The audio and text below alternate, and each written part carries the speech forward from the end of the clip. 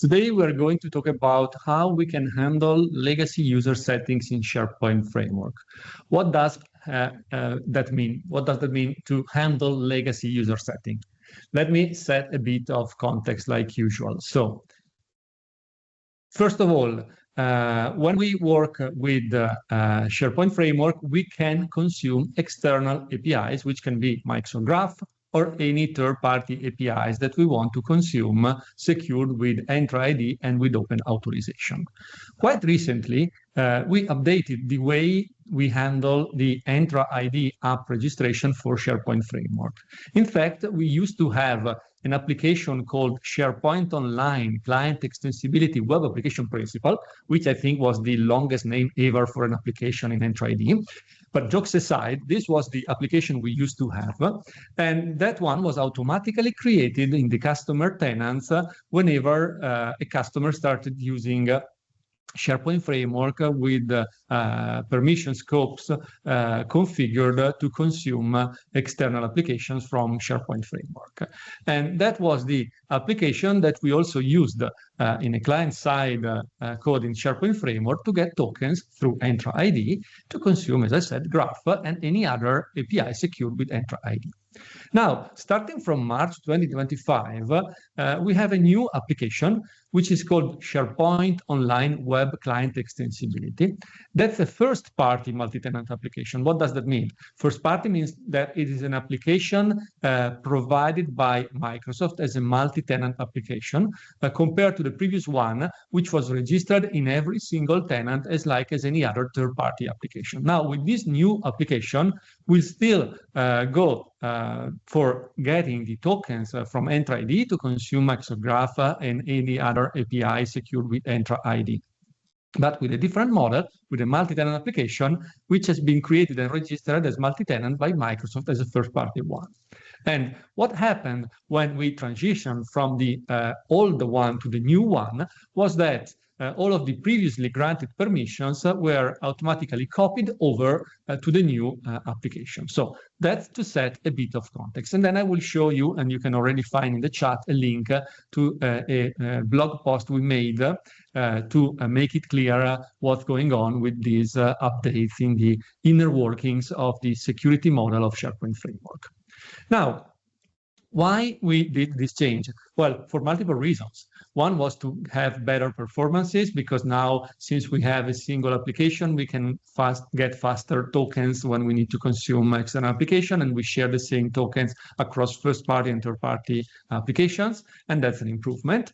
We also have a better reliability of the solution, and we also have a better governance, because from an administrator point of view, you can have a set of permissions pre-authorized by Microsoft, and as an administrator, you can choose to change those pre-authorized permissions. Of course, let me put it this way, at your own risk, because of course, if you will change the pre-authorized permissions, it might be that something that was working out of the box will stop working due to the changes to the application permissions. But at the same time, you have the freedom to customize and to configure all of the permissions based on your actual needs. So these are the main reasons why we made these changes. But what is the impact of these changes? Well, if you think about that, the old application, the one with the long name, SharePoint Online Client Extensibility Web Application Principal, had its own client ID. The new one, the SharePoint Online Web Client Extensibility, does have a new client ID. So whenever you relied on the client ID of the application to do stuff like retrieving a token or consuming an API which is bound to a specific application registration, well, since we have two different applications, the behavior will change. So whenever you were used to rely on the client ID of the old application, now you need to rely on the new one, just to make an example. And that's something that you usually don't do very often, to be fair, because generally speaking, you rely on the plumbing provided by SharePoint Framework to get all of the complexity under the cover hidden for you by the plumbing provided by SPFx itself. However, there are specific scenarios where you really needed to rely on the application backing SharePoint Framework when retrieving access token. And the handling of user settings is one of those scenarios. In fact, in the Microsoft Graph, we have an endpoint, an API that we can use to get the so-called special folders. And one of them is called the uproot special folder. The uproot special folder is a special folder, as the name implies, that you can get to have access to a specific and dedicated folder in the OneDrive for Business of every single user to store files, settings, information that you need, and that will be stored on a per user, per app basis. And when I say per app basis, I mean that every single application registered in Entra ID, and as such, every different client ID of applications registered in Entra ID will have a dedicated application root special folder for every user. That implies that since we changed from the old application to the new one, and so from the old client ID to the new one, any application settings that you eventually stored in the uproot special folder for the old application will not be available anymore in the new one. And that's why we need today in this demo to see how you can work around this potential challenge that you will need to face.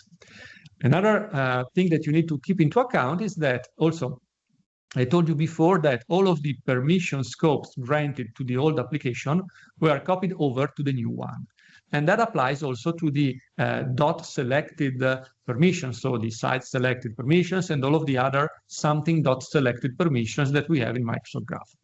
However, if you have ever used those permissions, you know that when you grant the dot selected permissions to an application registered in Entra ID, then from an administrative point of view, you will also need to use the Graph APIs or PowerShell or CLI to assign specific selected permissions for the target resources that you want to use. So for example, if you assign the dot selected permission, the site dot selected permission to an app, then you will still need from an administrative point of view to define what are the selected site collection that that application will be allowed to access, okay?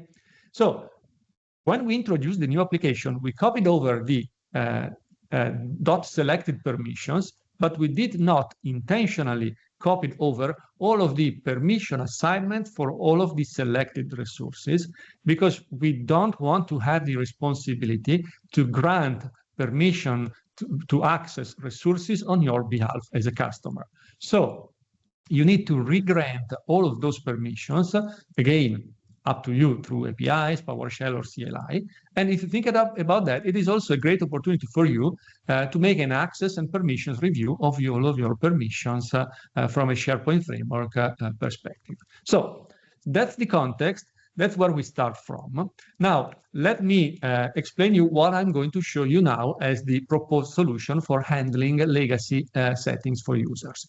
So basically, we simply need to find a way to access the old special folder, so the one associated with the old application registered as a third-party one in every single tenant, so that we can copy all of the settings over to the new one, or we can at least still get access to those settings, even if now we have a new client ID for the new application. In order to do that, you can easily rely on the Microsoft Graph client that we have in SharePoint Framework. And since I told you that the uproot special folder is a folder which is bound to a specific user and application, the user can always see that specific folder. And as such, if you use Microsoft Graph under the identity of the user and you go to this specific path of Microsoft Graph, so /me/drive/root/apps/ the name of the old application, there you will be able to find all of your settings still there, still available to you. And if you want, you can choose to copy them over to the new special folder, or you can simply read them. That's completely up to you.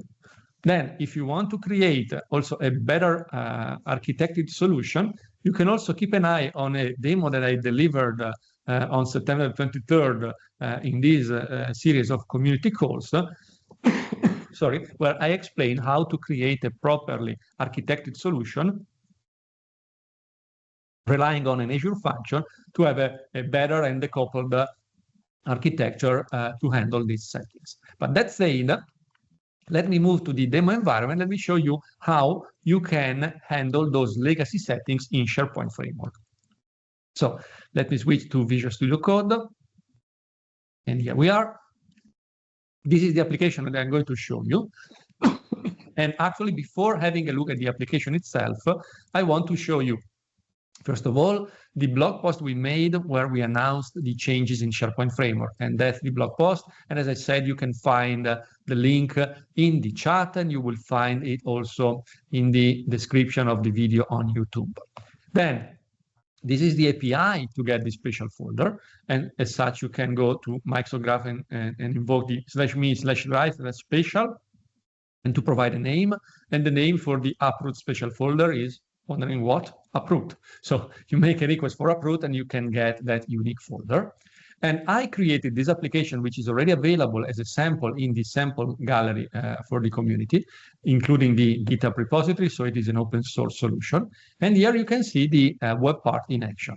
It is a really simple solution. You can simply select the browse legacy app files, and the application will go and browse for all of the files stored in the old uproot folder of the old application. Here, for the sake of having an example, I have a solution that I created using the old model, and I can either see the file in OneDrive for Business, so I can select view and download the file as the actual content of the file, or I can simply see in the web part the content of the file, and here you can see there is just a URL that I stored as a setting for my application.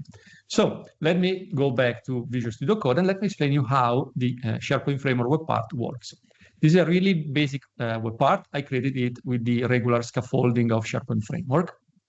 And in the onInit method, I rely on the MS Graph Client Factory object of the context to get a Microsoft Graph client object version 3. Then once I've got the client, I store it in a private variable of my web part so that I can provide it to a React component that I use for the rendering of the user experience. The React component is actually a functional component in which I simply implemented the handle browse legacy file command, which will be triggered when I select the button that I showed you before. And in there, using the graph client that I get as an input argument from the web part, I simply make a Microsoft Graph API request for the path that I was showing you before in the slide deck. So me, drive, root, apps, SharePoint Online, client extensibility, web application principal. That's the name of the folder. / children to get all of the files inside that folder. Once I've done that, I simply browse through all of the files. And if I want to get the content of a specific file, I simply do me /drive /items. I provide the unique ID of the file /content to get the actual content of the file. And again, I can read and write the content to copy it over to the new uproot or whatever else you want to do. Okay, so really, really simple scenario, but this will save your life if you need to keep the old settings available also in the new context, because otherwise with the new client ID, if you will simply try to access the uproot using the Microsoft Graph endpoint, you will get a new folder, which by default with the new client ID will be an empty folder, and you will not have anymore all of your old settings. So this is really useful as long as you relied on this uproot capability in the past. That said, I think that's all also for me. So today we are finishing quite early on schedule. You have just a couple of links, useful links that you can rely on. So the URL of the sample application in the sample gallery, the article, the blog article where we explain the changes in the inner workings of the permission grants in SharePoint Framework, and then the API to get the special folder just in case you want to dig into it. So Thanks for attending this demo. I hope you found it useful, and back to you, Vesa.